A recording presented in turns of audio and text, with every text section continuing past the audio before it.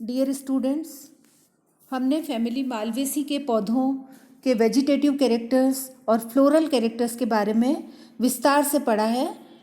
आज का हमारा टॉपिक है फैमिली मालवेसी का आर्थिक महत्व। फैमिली मालवेसी के पादप सब्जियों, रेशों, तेल एवं औषधियों के प्रमुख स्रोत हैं और इस फैमिली की अनेक जातियां सुंदर पुष्पों के लिए उद्यानों में उगाई जाती हैं। सबसे पहले हम इस कुल से प्राप्त वेजिटेबल्स की बात करें तो एबलमॉस्कस एस्कुलेंटस, जिसे हम सामान्य भाषा में भिंडी या लेडीज़ फिंगर कहते हैं, इस प्लांट के फल सब्जी बनाने में प्रयुक्त किए जाते हैं। हिबिस्कस कैनाबिस, जिसकी पत्तियां अम्लीय होती हैं स्वाद में और इसलिए इसकी पत्तियों की चटनी बनाई जाती है।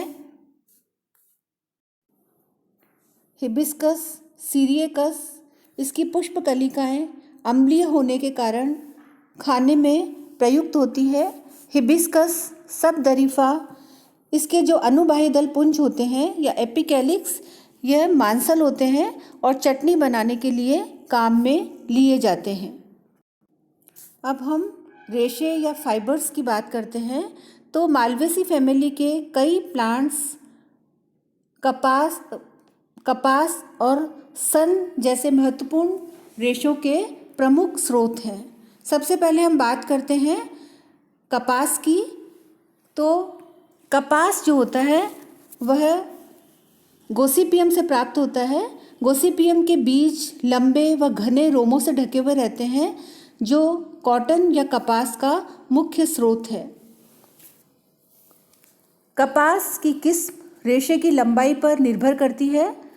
कपास की निम्नलिखित 4 जातियां बहुत ही महत्वपूर्ण हैं।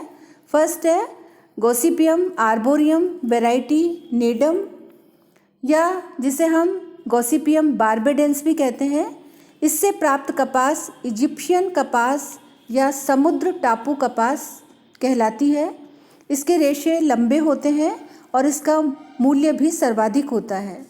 सेकंड जो गोसिपियम की वैरायटी है गोसिपियम आर्बोरियम, इससे प्राप्त कपास को हम वृक्ष कपास कहते हैं। थर्ड जो स्पीशीज़ है वह है गोसिपियम हर्बेसियम, इससे हमें एशियाई कपास प्राप्त होता है। और गोसिपियम हिरसुटम से हमें अपलैंड कपास प्राप्त होता है। इसके अलावा एक बहुत ही महत्वपूर्ण रेशा जिसे हम हेम्प या पटसन कहते हैं, वह भी इसी फैमिली के प्लांट से प्राप्त होता है। हिबिस्कस कैनाबिस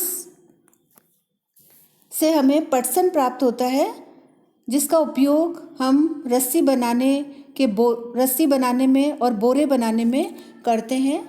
यह पटसन स्तंभ के फ्लोएम फाइबर से हमें प्राप्त होता है।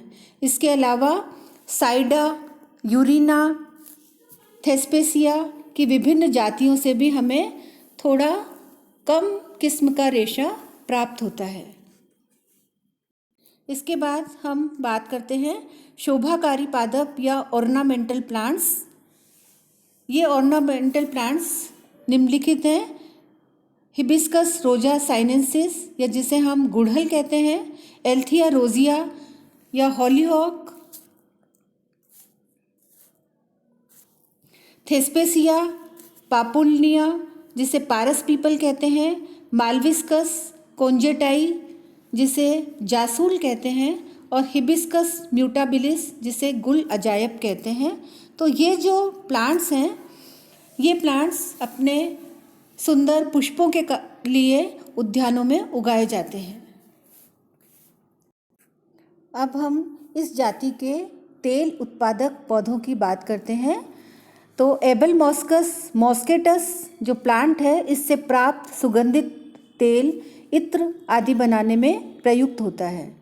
सेकंड जो तेल है बिनोला तेल, यह गोसिपियम जाति के बीजों को ओटने या गिनिंग के पश्चात हम बिनोला कहते हैं। यानी कि गोसिपियम के जो बीज होते हैं, उन्हें रेशे निकालने के बाद में जो बीज बचता है उसे हम बिनोला कहते हैं। यह खाने योग्य तेल से समृद्ध होता है और इसमें विटामिन्स बहुतायत से पाए जाते हैं। वनस्पति तेलों के निर्माण में भी इस तेल का प्रयोग होता है। इसका जो खल होता है वह पशुधन के पोषण के लिए बहुत ही लाभप्रद है। इसके अलावा इसके बीजों को, गॉसिपियम के बीजों को ओटने के पश्चात या गिनिंग के पश्चात बीजों पर रोम बच जाते हैं। इन शेष बचे हुए रोमों को हम फज या लिंट कहते हैं और ये जो बचे हुए रेशे जिन्हें हम फज या लिंट कहते हैं, ये कागज़ और गन कॉटन बनाने में प्रयुक्त होते हैं। अब हम काष्ठ देने वाले पौधे या टिम्बर यील्डिंग प्लांट्स की बात करते हैं। तो थेस्पेसिया पापुल्निया जो प्लांट है, इसकी काष्ठ हल्की होने के कारण हम इसका उपयोग नाव बनाने में करते हैं। हिबिस्कस इलेटस, इस प्लांट की काष्ठ रेलवे स्लीपर और फर्नीचर बनाने के काम में आती है। अब हम फैमिली मालवेसी के औषधिक महत्व के पौधों के बारे में पढ़ते हैं। तो यूरिना लोबेटा, इसकी जड़ व छाल हाइड्रोफोबिया के उपचार में काम में आती है। मालवा वर्टिसिलेटा की जड़ काली खांसी के इलाज में प्रयुक्त होती है। मालवा सिल्वेस्ट्रिस की जड़ व बीज बुखार के उपचार में सहायक हैं और एल्थिया रोजिया की जड़ें दस्त के उपचार में काम में आती हैं।